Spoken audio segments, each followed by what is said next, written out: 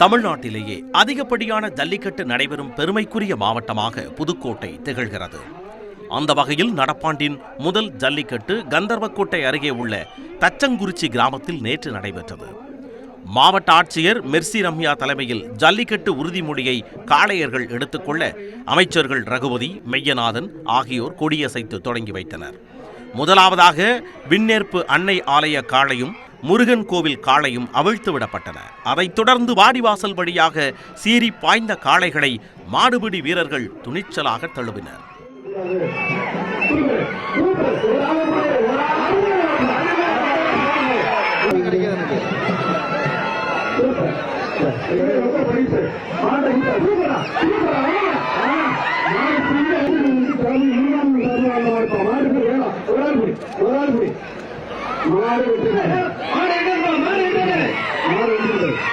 பல காளைகள் வீரர்களின் பிடியில் சிக்காமல் திமிரு எழுந்து சென்றது.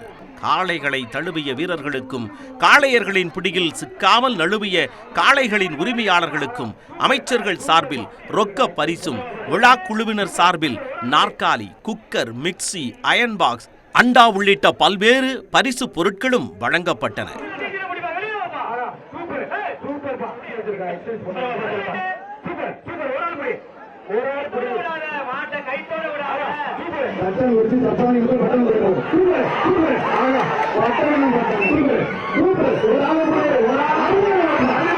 போட்டியின் முன்னாள் அமைச்சர் சி விஜயபாஸ்கரின் காளையான கருப்பு கொம்பன் களமிறங்கி கவனத்தை ஈர்த்தது.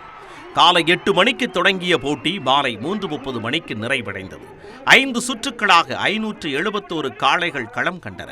நீண்ட நேரம் களமாடி வீரர்களை திக்குமுக்காடச் செய்த கைக்குறிச்சி தமிழ்ச்செல்வனின் காளை சிறந்த காளைக்கான முதல் பரிசான பல்சர் பைக்கை வென்று கொடுத்தது. முதல் சுற்றில் இறங்கி இறுதி சுற்று வரை களத்தில் நின்று அதிகபட்சமாக 12 காளைகளை தீரத்துடன் தழுவி வெற்றி வாகை சூடிய தஞ்சாவூர் மாவட்டம் ராயமுண்டான்பட்டியைச் சேர்ந்த சுகேன் முதல் பரிசான பல்சர் பைக்கை தட்டிச் சென்றார்.